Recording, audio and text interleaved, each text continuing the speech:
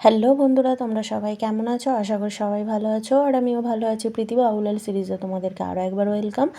আর একটা ছোট রেসিপি নিয়ে চলে এসেছি। যারা একাদশীর দিন বার ব্রত করো বা অন্যান্য দিন অমাবস্যা যে কোনো বার ব্রত করো, তো সেই দিনগুলোতে হয়তো মনে হয় যে কী রান্না করব, উপোসের ব্যাপার থাকে একটা। তো আমি একটা ছোট টিপস দিচ্ছি। এটা অনেকেই রেসিপিটা হয়তো জানো, আর অনেকেই হয়তো জানো না। তো ইজিভাবেই এটা করা যায়, সহজ উপায়। তো তার জন্যে নিয়ে নিয়েছি 1 কাপ মুগ ডাল, আর এটা করব ওটস দিয়ে।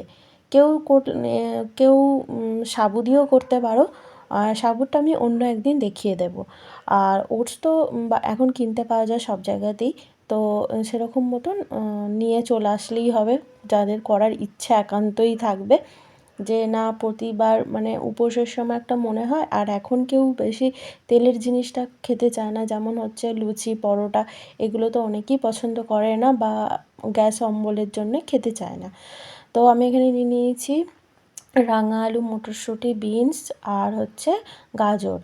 রাঙা আলুর বদলে কেউ এমনি আলুও দিতে পারো, তো আমার রাঙা আলু ছিল তাই আমি দিয়েছি। আবার এতে অন্যান্য কোনো সবজি যা মানে যা যা থাকে বাড়িতে সেগুলোও দিতে পারো, যেমন ফুলকপি দেওয়া যেতে পারে।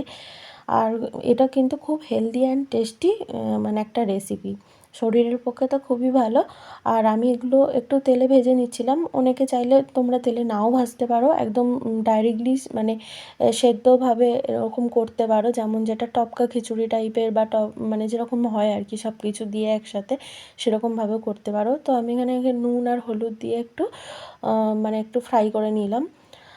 তো নেওয়ার পর এগুলো ভাজা হয়ে একটু আসলে একটু হালকা ব্রাউন কালার হয়ে আসলে তখন দিয়ে দেবো সয়াবিন। আমি সয়াবিনগুলো ভিজিয়ে রেখেছিলাম, তো সেই সয়াবিনগুলো দিয়ে দেবো।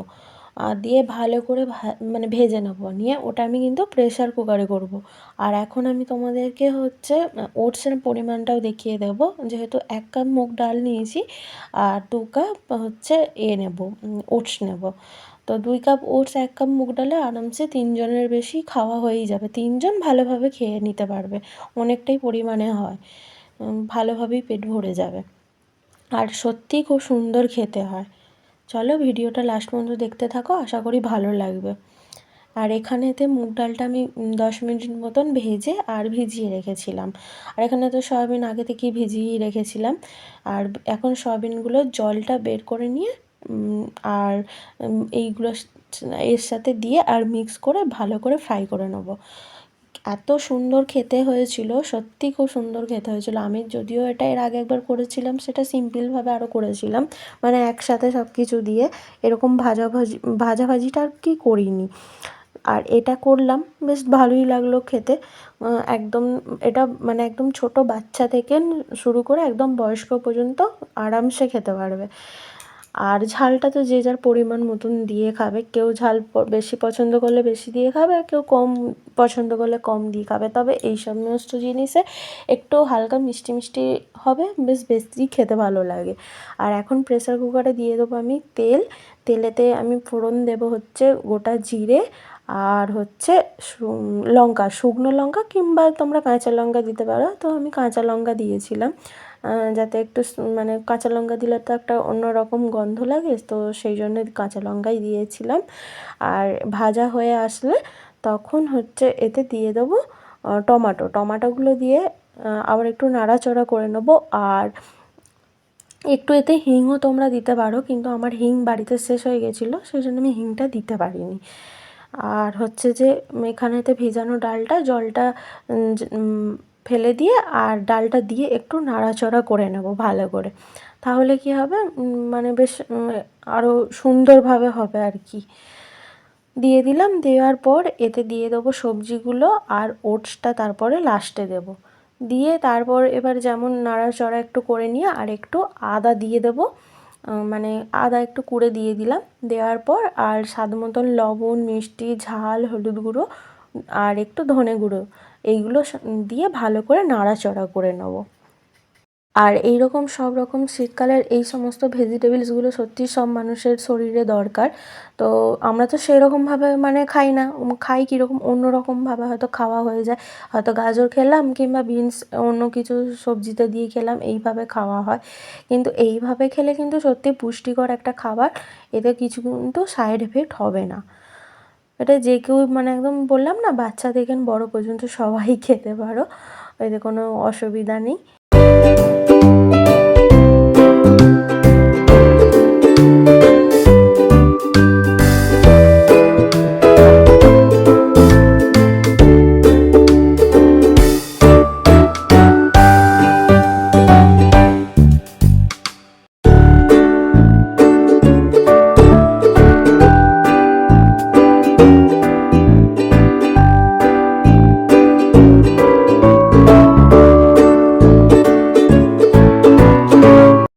এগুলো সব কিছু মিক্স করে নেওয়ার পর পরিমাণ মতন জল দিয়ে দেবো। জলটা খুব বেশি দেওয়ার দরকার নেই, যেহেতু মানে 3 থেকে 4টে সিটি মানে হয়ে যাওয়ার পর তখন হচ্ছে গ্যাস বন্ধ করে একটু রেখে দেবে।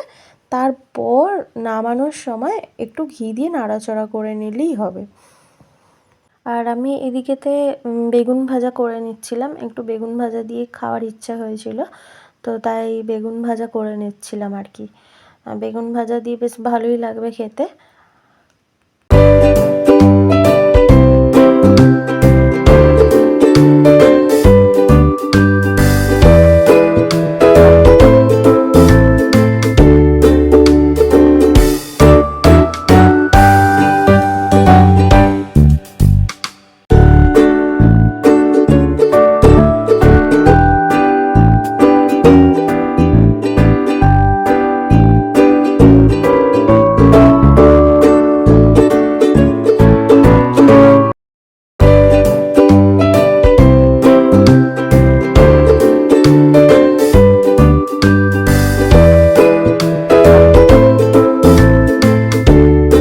বেগুন ভাজা করা হয়ে গেছে।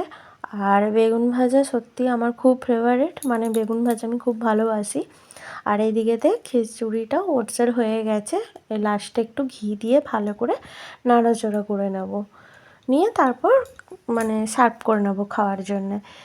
আর ভিডিওটা কেমন লাগলো অবশ্যই জানিও, ভালো লাগলে লাইক শেয়ার কমেন্ট করতে ভুলো না। আর তোমরা যারা মানে উপোস করো বা নিরামিষ করো, তো এই রেসিপিটা অবশ্যই করো, দেখবে খুব ভালো লাগবে।